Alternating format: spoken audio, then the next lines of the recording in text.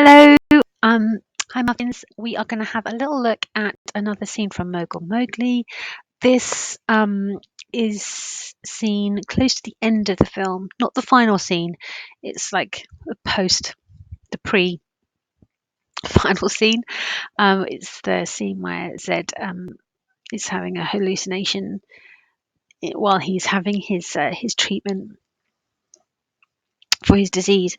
Um, I've selected this scene because there are scenes similar to this all the way through, but this is the scene that I think is kind of like the culmination of lots of different elements, like threads that have been running through the scene, through the film, visuals that have been running through the film, all kind of like culminate here in this very cathartic. That's a good word to use for this. In terms of the narrative, this is a very cathartic moment where lots of things are brought together. And then the final scene, which is the video I'm going to do next, is more about kind of acceptance. And it's a really heartfelt moment. But this is, in terms of, if we're thinking about it in terms of equilibrium disruption and new equilibrium, this is a big moment of disruption before the new equilibrium. Oh dear, where did that come from? Okay, let's talk through the scene and have a little look at this. Let me just move my face kind of out of the way. Right. Okay, so here is the first shot. Really muted colours here in terms of the colour palette. Lots of natural light. It's very realistic. We've got this kind of like this very sort of like British social realism. This is kind of like the anchor point of this scene. This is the reality, and as Zed sort of like drifts in and out of consciousness, we have different colours and different ideas coming in, but this is our anchor, this moment. Lots of lovely natural light in here, quite a pale kind of like cold light. And I think that this is an aesthetic that I just think captures that muted colour scheme that you get in sort of like British NHS facilities. Very, very authentic to me here. Okay, so let's press play and see what we see.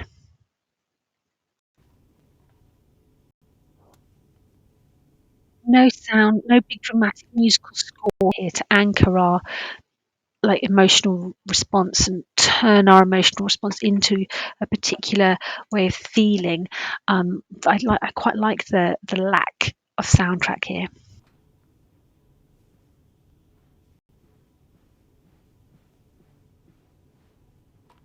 Nice long take.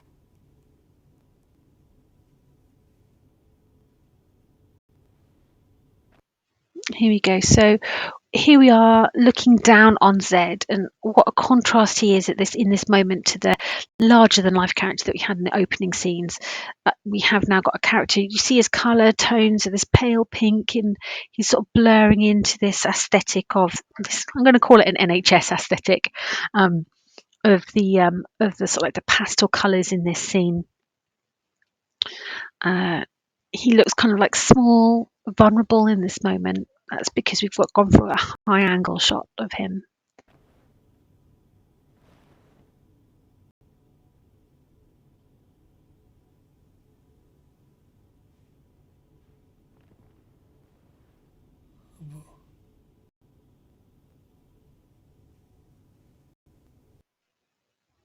Okay, so just a reminder of where we are at this point in the narrative.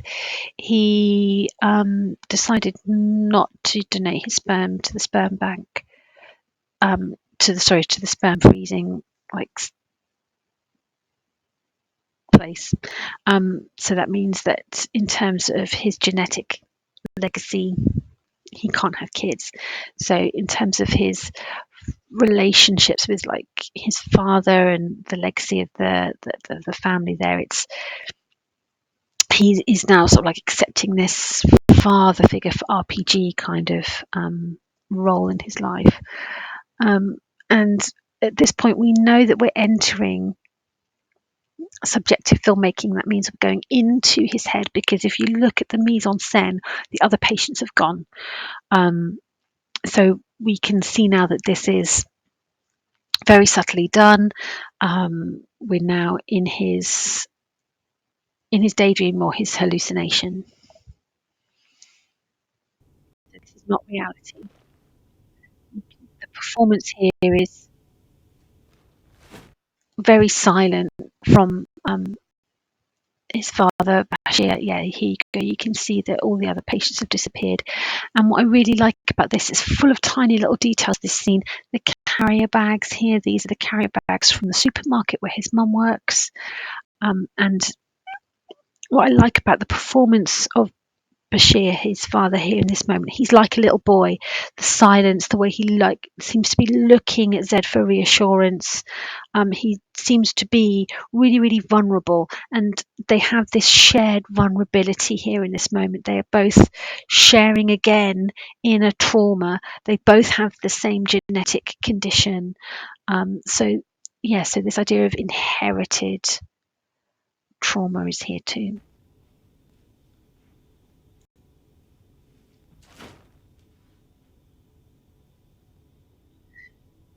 And to be very, very blunt about it, we have his father here literally, you could call it his emotional baggage in these bags, dropping them at the feet of his son. And then in these bags, he's got all these different clothings, all these different bits of costume that he's going to put on that represent all of his different identities, all of these different faces that he's had to put on, all these different personas he's had to put on in order to try and be successful. He's going to kind of like visualize that for us now.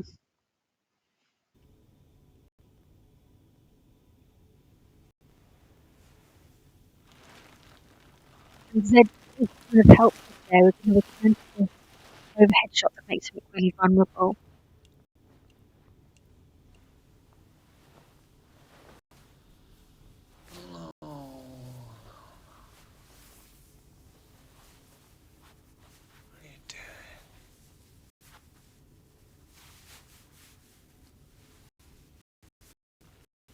So he's trying to replicate it himself. He's so weak.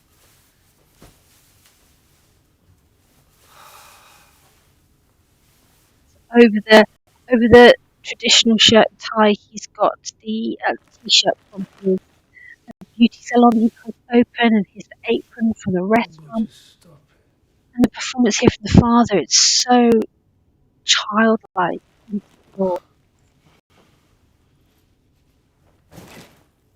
It's one of those ironies that as you get older with the dynamics of your parents, you become more of a parental figure in to them. You know, you try and shape and guide their lives in a kind of like a bit of a role reversal. And we've got a little bit of a taste of that here with the father figure. This is a point of view shot here from Zed's point of view. The father figure being this sort of like weak and you could argue emasculated figure, and Zed um, trying to help, trying to intervene, but is too weak to do so. He's kind of helplessly looking on at his father's struggle, at his father's pain. Abu, Abu. So this is wait till that moment comes back. Here we go. What I really like about this moment, this is because they have the same condition. The in the legs, he can't, he's fallen and he can't get up. He's because of the medical condition. We're going to see him sort of like start to thump his like leg, which is something that we see both him and Zed do in the film because of the numbness.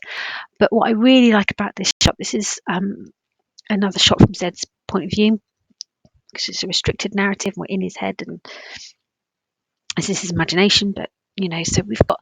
I really like that his identity, his face, is kind of like fallen off screen. Um, so he's kind of this faceless child of partition at this point. So he is a representation of this trauma and this idea that he becomes kind of faceless could connote a few things. It could connote the way that the world thinks and feels and remembers these children of partition. It could also connote Zed's um, feelings towards his father is Zed imagining him in his father's place. So his father's identity is now hidden in this frame, and Zed is projecting himself in that space, and that's sort of like that shared experience. You could argue that it's Zed's empathy. He's learning to empathize, um, and that is what is kind of heals their relationship later.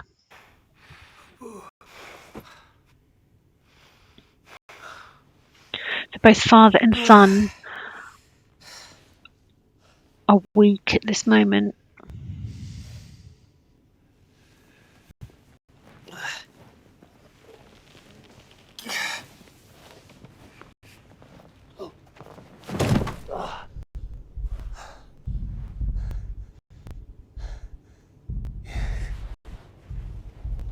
Do you hear a very subtle heartbeat? But it's the train. Oh God. Oh, yeah.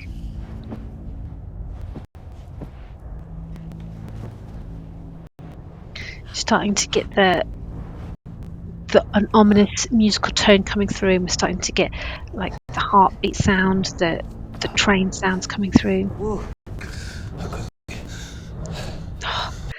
That moment there where he says, "I got you, father." The son trying to take care of the father. That's that role reversal, an acceptance that I'm talking about here.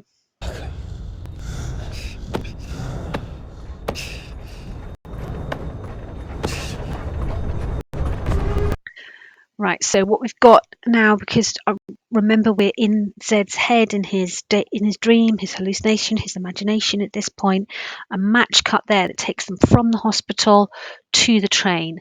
And the train is a metaphor for their shared trauma and the effect that ripples out from that incident that happened to the father into all the people around him generationally. So here we have, this is so wonderful, this moment. They're clinging to each other, just trying to get through this moment of extreme trauma that they share. And so Zed takes them back to the train.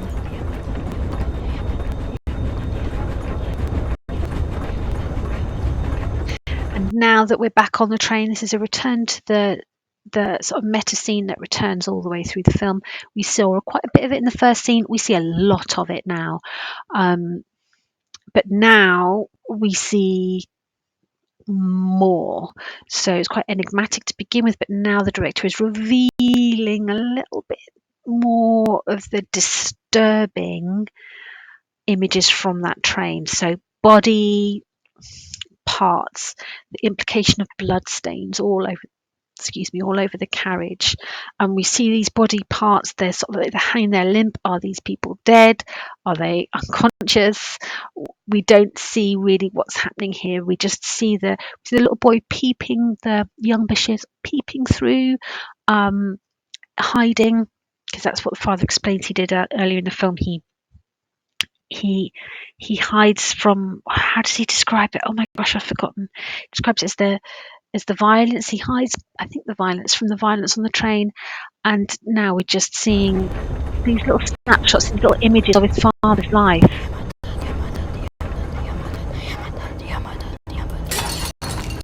These things that Zed remembers. We keep going back to this scene as well. It's a scene in the restaurant. It looks as if it was some kind of like celebration, maybe a stag do that got out of his hand and his father couldn't control it, which is an emasculating side effect of colonialism, you could argue. So the father can't control, he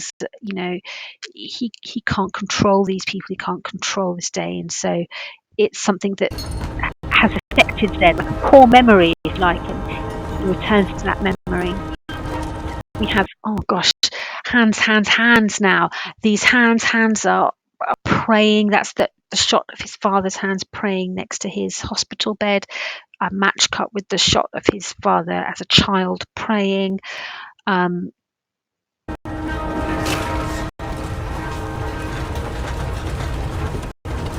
So it's kind of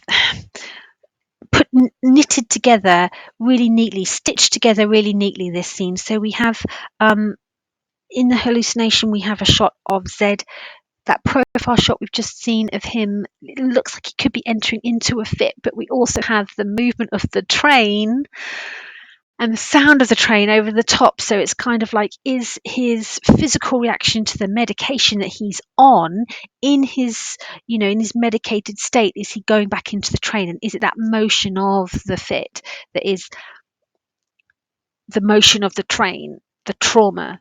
So it's kind of like this moment brings together the trauma of the illness, the trauma of the partition train, all together. And what I really love, one of my favorite things, we don't see the mum, I don't think, enough in this film, but there she is. She's stacking shelves, the job that Zed mentions before he wants to get enough money so that she can stop doing it.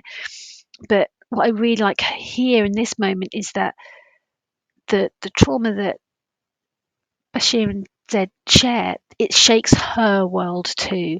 So this is a very masculine film told um, through Zed's restricted perspective. We see quite little of the female characters really, but here is a moment where it's implied, we see very briefly the effect that all this is having on the mother, on her world. Her world is shaken to pieces. And that's it, just a quick glimpse.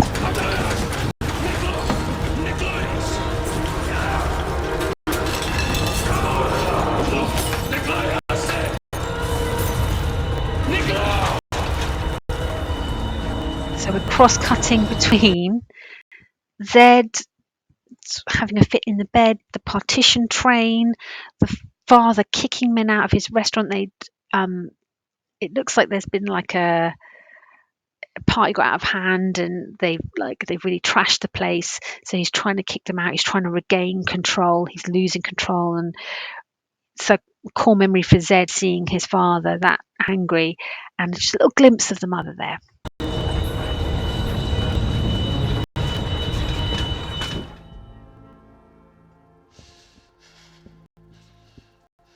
And that big moment in terms of the narrative, I spoke about it being a moment of catharsis. It's a moment of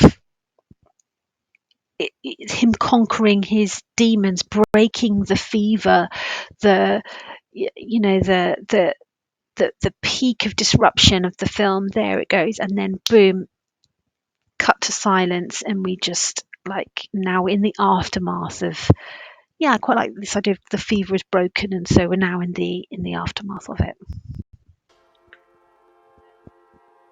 So the little boy is the father as the little boy there. What I quite like there is that the childlike nature of the father's performance in this hallucination. He's taking himself. Zed's taking the character of the father and placing him back as a child. What I really love about the costume design here is that we have his hospital gown embellished here. So we've merging of like his identity as the patient and his identity is very regal, this jacket that he's got on. So is this like like now the fever is broken, has he now become this kind of like the Mogul, the king? And I love that this is out of focus. Here we go. This is a headdress that's relating to the character of Topatek Singh. It's not really a character, it's a figure.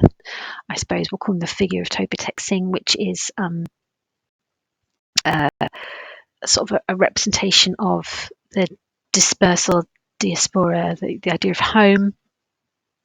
But all the way through this film, it's been a really threatening presence. It's been shot in extreme close up and really kind of in your face for Zed. Going back to another core memory of his, I think when he was a child and someone must have been wearing this headdress and sort of like was a bit aggressive in his presence, and therefore it's something that he associates with fear. So whenever he's feeling afraid, we have this really threatening, sort of like quite close up, quite shocking image of the floral headdress. It's like it's a mask. We don't see the face. We just see the impression, silhouette of Toby texting, and he is lying on the floor. So we now have Zed conquered, destroyed, standing victorious over Toby texting.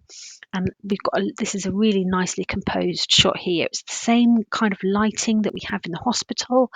And here we go, the destruction. So this kind of like this room sort of like represents his father, I think. This life that has just been destroyed, and we have, this life that it was a celebration and now it's destroyed. And there we have at the center this sort of like this figure that represents his fear that he has conquered.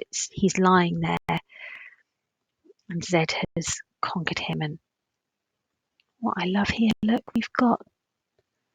I like to think it's snow. I think it's snow or dust from the partition train on him, as he's lying there in his own imagination. Very nice shallow focus there. And back to reality.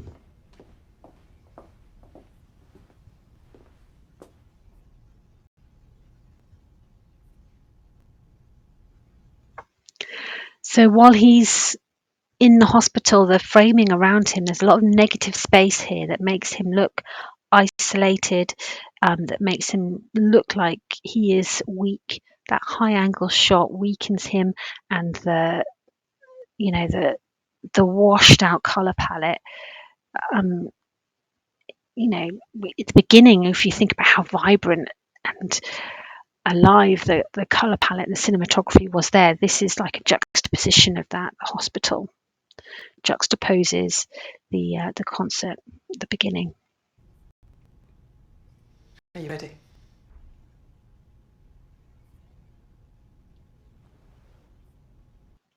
I like to think that's a little fourth wall break there. So the consultant says, "Are you ready?"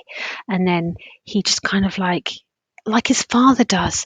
It's just occurring to me, like his father looks to Zed for kind of like reassurance. It's that Zed looking at us for that feeling of reassurance here. A little fourth wall break that really kind of like solidifies and confirms our alignment with him.